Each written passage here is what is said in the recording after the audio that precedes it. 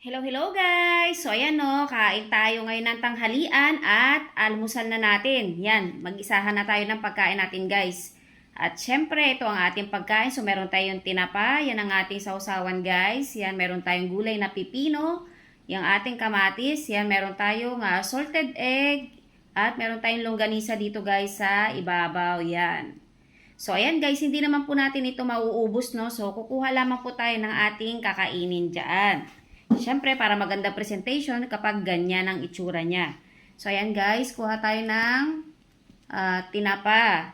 Yan, kuha rin tayo ng salted egg. Ayan o, ang ganda ng salted egg guys o. Ayan o. Yan, tapos kuha tayo ng kamatis. Yan o, ang ganda ng kamatis para sa puso at ang ating pipino. Yan, lagyan natin dito sa ating plato. Yan, gulay, mas madaming gulay. Yan, at kuha tayo lamang ng isa lang nito guys. Yan ang ating pagkain lang.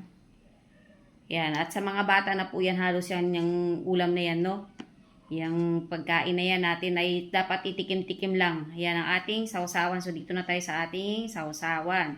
Meron tayo sausawan dito guys na suka na may maraming bawang at meron din tayong soy sauce na may sili na may kalamansi.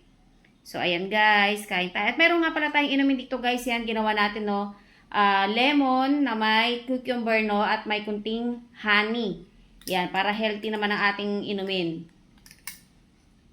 So, ayan guys, tikman natin. Refreshing guys. Kasi ginawa natin to at alam natin tama lang yung lasa natin dyan, panlasa. So, ayan guys, kamatis. Yan. Kain tayo.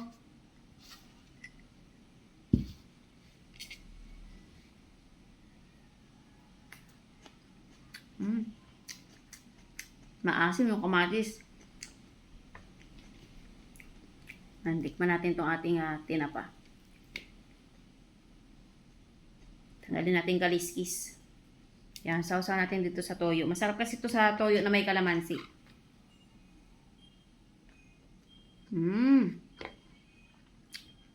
Sarap, pipino.